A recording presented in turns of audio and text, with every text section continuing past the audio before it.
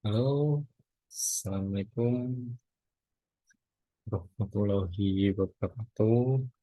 Perkenalkan, saya Afan Fakih dari Prodi Manajemen. Untuk saat ini, saya akan mempresentasikan manajemen operasional 1. Sebentar. Sebentar.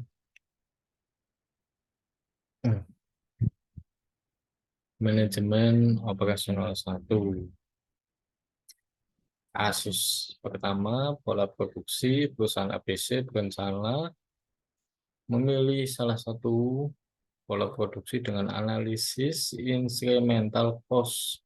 Berikut data yang diperlukan untuk melakukan analisis tersebut. Untuk triwulan 1 mempunyai permintaan 400, triwulan 2 1.100, triwulan 3 1.300, triwulan 4 900. Untuk memenuhi permintaan itu direncanakan 3 alternatif pola produksi sebagai berikut. Pola konstan sebesar 1.000 unit tiap triwulan. Pola bergelombang sesuai dengan gelombang permintaannya. Pola mendekat di mana pada triwulan pertama dan kedua sebesar 800 dan triwulan 3 dan 4 sebesar 1.200 unit.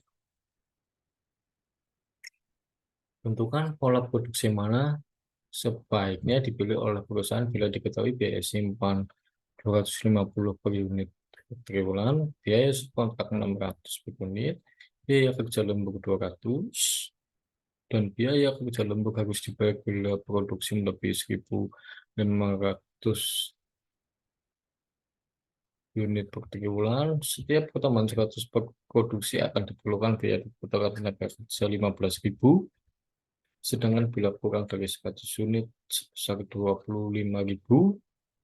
Kapasitas maksimum mesin yang ada 2.000 unit per triwulan. Untuk produksi pola konstan, biaya perputaran tenaga kerjanya 0 ya, teman-teman ya. Kenapa 0? Di sini pada pola produksi konstan, tiap triwulannya sama, selalu sama atau tetap besarnya. Oleh karena itu, tidak ada perputaran tenaga kerja. Berhubung kebutuhan tenaga kerjanya juga tidak berbeda antara triwulan yang satu dengan yang lainnya. Lalu, biaya simpan. Nah, untuk triwulan 1, produksi tiap triwulan tuh 1.000, tetapi permintaannya 400. Berarti memiliki biaya simpan 600. Nah, 600 ini dari 1.000 dikurangi 400, sisanya 600 disimpan di gudang. Nah, gudang menanggung biaya 600. Biaya tersebut itu 250 per triwulan. 600 dikali 250, hasilnya 150.000. Lalu untuk triwulan kedua itu 1.100. Nah, 1.100 sedangkan tiap triwulan itu produksi 1.000, berarti kurang 100. 100 ini diambil di gudang yang tadinya 600, karena diambil 100 jadi sisa di gudang 500. Maka dari itu gudang menanggung biaya simpan 500 dikali 250, yaitu 125.000. Triwulan 3 produksi per triwulan 1.000. Nah, permintaannya 1.300. 300 tersebut diambil dari gudang yang awalnya 500, diambil 300 untuk memenuhi permintaan, maka yang di gudang masih tersisa 200. Maka dari itu gudang menanggung biaya simpan 200 kali 250, yaitu 50.000. Untuk triwulan keempat, produksi menurun karena permintaan 900, berarti sisa 100. 100 tersebut kelebihan produksi, lalu disimpan di dalam gudang, sedangkan gudang masih sisa 200 ditambah 100, yaitu 300. Total gudang menanggung biaya simpan 300 kali 250, 750. Untuk biaya subkontrak tidak ada karena semua permintaan terpenuhi oleh produksi. Perusahaan ABC mengalami kekurangan produksi untuk menutupi permintaan. Untuk kasus di atas tidak terjadi kekurangan produksi karena seluruh permintaan sudah terpenuhi oleh stok di gudang, sehingga biaya subkontrak pada pola konstan tidak ada. Nah, saya buatkan tabelnya dari triwulan 1, 2, 3, 4, triwulan 1 150, 2 125, 3 50, 4 75, total pola konstan 400.000. Untuk produksi gelombang, biaya simpan tidak ada biaya karena selalu mengikuti permintaan. Nah, untuk biaya triwulan 1, untuk biaya pembentukan tenaga kerja pada triwulan 1 ke 2 terjadi kenaikan 700 dari 400. Kalau ditambah 700 itu 1.100 atau 1.100 kurangi 400 ialah 700 unit. Nah, 700 unit ini dibagi 100 kali 15.000, hasilnya 105.000, sehingga biaya perputaran kerja dari triwulan 1 ke 2 itu 105.000. Dari triwulan 2 ke 3 itu terdapat kenaikan lagi ya. Dari 1.100 ke 1.300 itu ada kenaikan 200. Maka dari itu diperlukan biaya perputaran tenaga kerja, yaitu 200 per 100 kali 15.000 sama dengan 30.000. Sehingga biaya perputaran tenaga kerja dari triwulan 1 ke 2, triwulan 3 adalah 30.000. Nah, dari triwulan 3 ke 4 mengalami penurunan. Berarti tidak ada perputaran kerja karena perusahaan ABC tidak menanggung biaya karena turun produksinya. Tuh. Biaya kerja lembur tidak ada karena produksi tidak lebih dari 1.500. Untuk biaya subkontrak, semua permintaan terpenuhi karena kapasitas maksimal 2.000 unit. Jadi tidak ada biaya lembur, tidak ada biaya subkontrak. Berikut tabelnya ini triwulan 1 ke 2 itu 105.000, 2 ke 3 itu 30.000, untuk 3 ke 4 itu tidak ada karena ada pengurangan. Untuk total pola bergelombang itu 135.000. Sekarang kita memasuki pola produksi moderat. Biaya perputaran tenaga kerja pada triwulan 1, 2 ke triwulan 3, 4 mengalami kenaikan sebesar 400 unit. Nah, 400 unit ini per 100 kali 15.000. Hasilnya 60.000, sehingga biaya perputaran tenaga kerja dari 1, 2 ke 2 ke 3, 4 adalah 60.000. Untuk biaya simpan pada triwulan 1 karena produksi 800 berarti masih sisa 400, sedangkan permintaan kan 400, berarti masih sisa 400, sisa tersebut disimpan Jadi gudang dan gudang menanggung biaya simpan 400 kali 250 ialah 100.000. Pada triwulan kedua,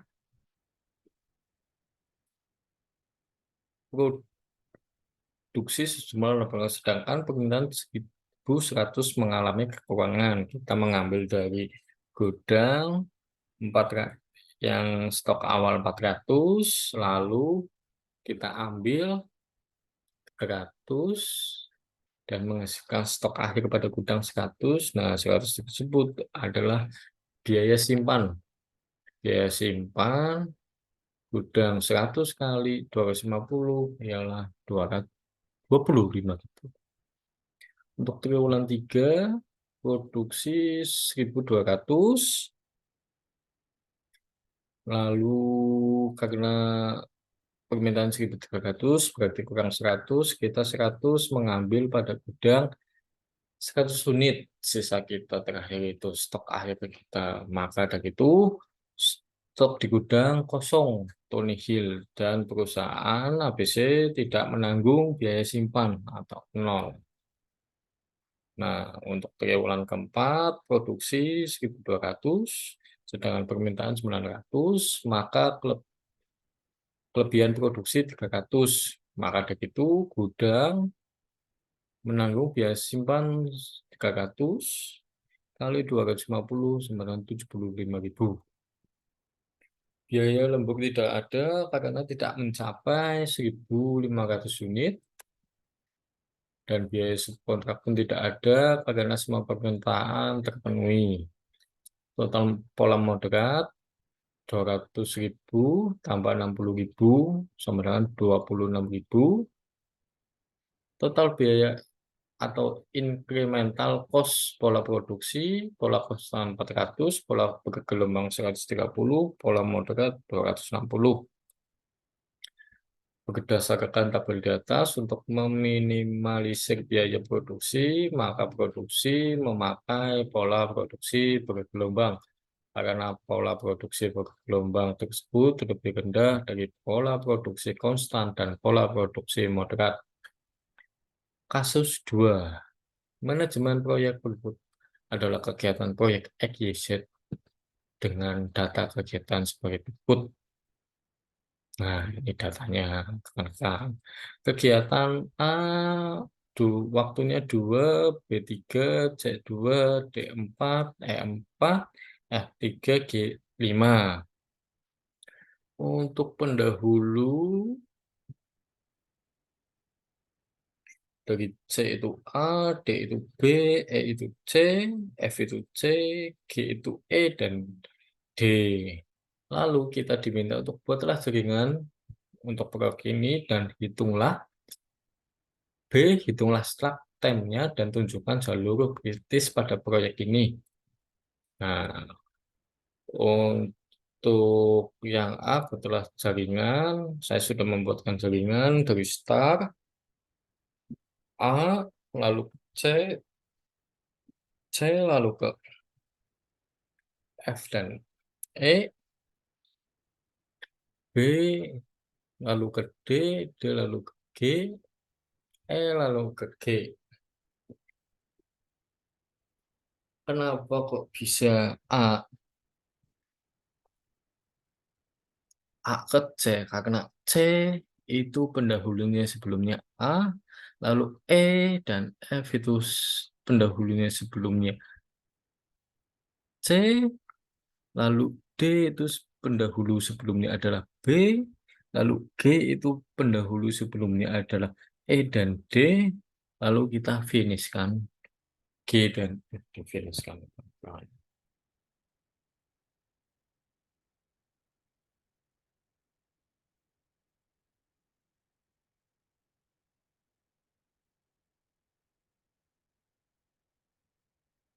Begitu.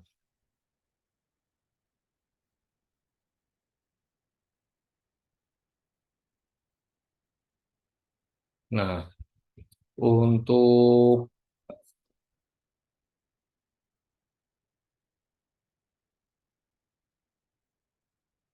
bagaimana kok bisa ketemu kegiatan S, F, LS, F, dan slug.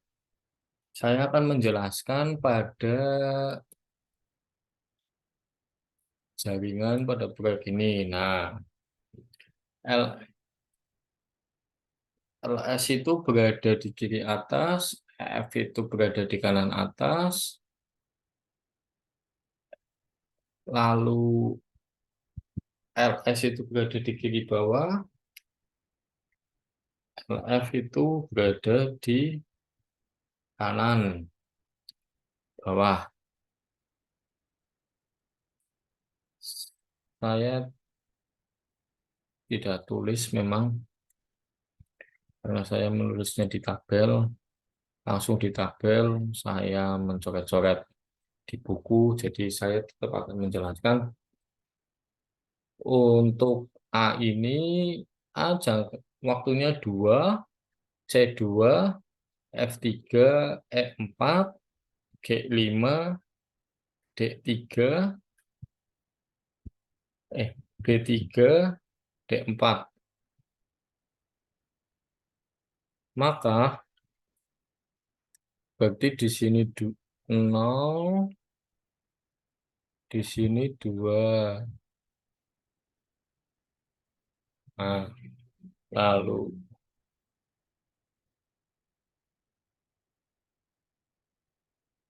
di sini 2,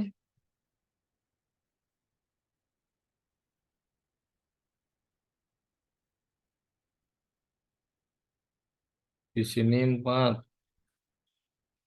Nah,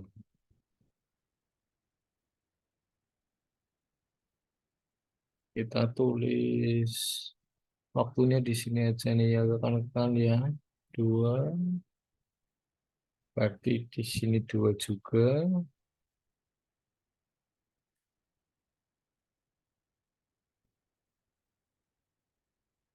Mengapa segi 02, 0 itu berarti awalan pengerjaan proyek, lalu 2 itu dari jangka waktu di dalam A tersebut, A ke C di sini awalnya 2, kenapa di sini 4? Karena jangka waktunya 2, jadi di sini 4.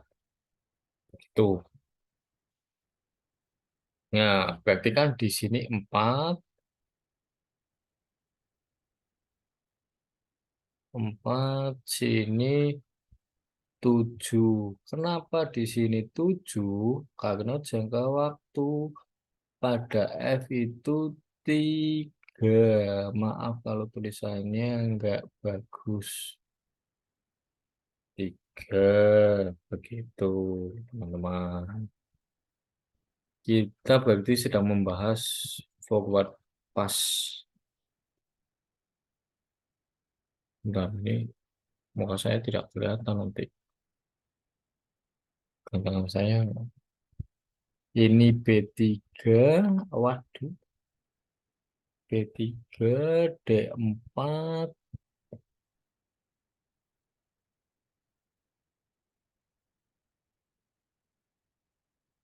Ini 4 ya, teman-teman ya. Tuh, kurang bagus. 4, ini 4 juga. E4. Maaf ya. Ini 5. Waduh, 5 kayak gimana? 5. Bismillah, jelas. Nah, untuk yang B, sini kosong. Karena di awal, sebagai pendahulu, sini 3. 3. 3. Waduh, 7.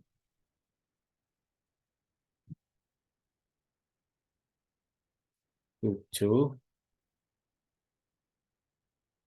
Berarti kan ini 4, C ke E, sini 4 juga. 4, sini 8. Kenapa 8? Karena waktunya E itu 4. Nah, ini G. G itu Sini berarti 8. 8 waktunya. G5 jadi sini 13. Begitu. Nah, sini berarti lama pengerjaan proyeknya 13. Begitu rekan-rekan. Untuk forward pas kita sudah selesai, lalu tinggal backward berarti mundur. Waktunya mundur. Di sini berarti 13. Kenapa 13? Karena akhirnya 13. Lalu di sini juga ikut-ikut 13, teman-teman. Kenapa 13? Karena kita tarik ke belakang. 13 kurangi 10, kurangi 3 berarti di sini 10. 10. Nah, di sini 8. Berarti di sini 8. 8 kurangi 4 itu 4. Karena di sini 8 berarti di sini 8. Lalu kurangi 4 berarti di sini 4. Jadi lihat dari pengerjaan sebelumnya ya teman-teman ya. Kita nggak tahu nominal ini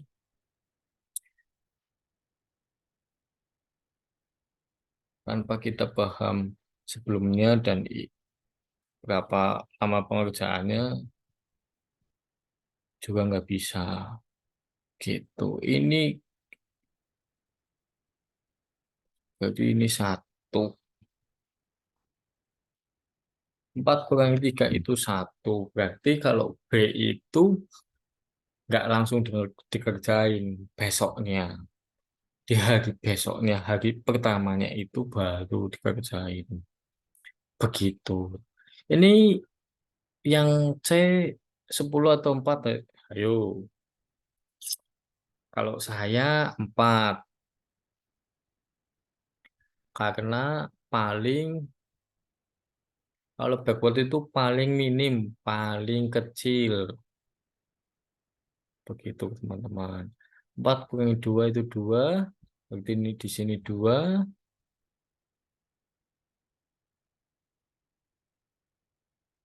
Di sini 0.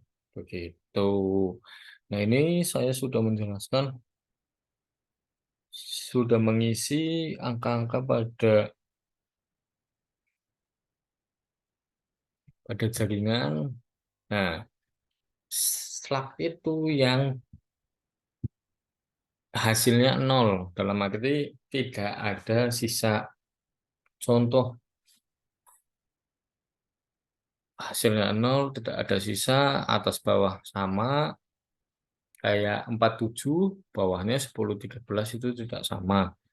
Lalu 02, bawahnya 02, hasilnya kan 0. Terus 24, 24 hasilnya juga 0. Terus 48, 48 hasilnya 0 juga. Lalu 813, 813 hasilnya 0 juga. Maka dari itu, kalau jalur jalur kritis itu yang hasilnya 0 gitu. Jadi ACEG begitu. Dan untuk slugnya kita bisa lihat, ini kita hapus dulu ya karena ini udah, teman-teman pasti udah paham. Kita hapus dulu semuanya. Kita hapus dulu, hapus dulu, hapus dulu, hapus dulu, hapus dulu, hapus dulu, hapus dulu. Oke, untuk slugnya kita bisa lihat di tabel. Nah, 01, 01, 06, 0. Jalur kritisnya adalah A ke C ke E ke G. Jangka waktunya itu 13 jam. untuk proyek tersebut. Oke, terima kasih. Semoga kamu bisa mendapatkan ilmu yang bermanfaat dari presentasi ini. Semoga beruntung. Mohon maaf jika presentasi saya, perkataan saya kurang jelas untuk dipahami. Bisa japri saja ke saya. Wassalamualaikum warahmatullahi wabarakatuh. Terima kasih teman-teman.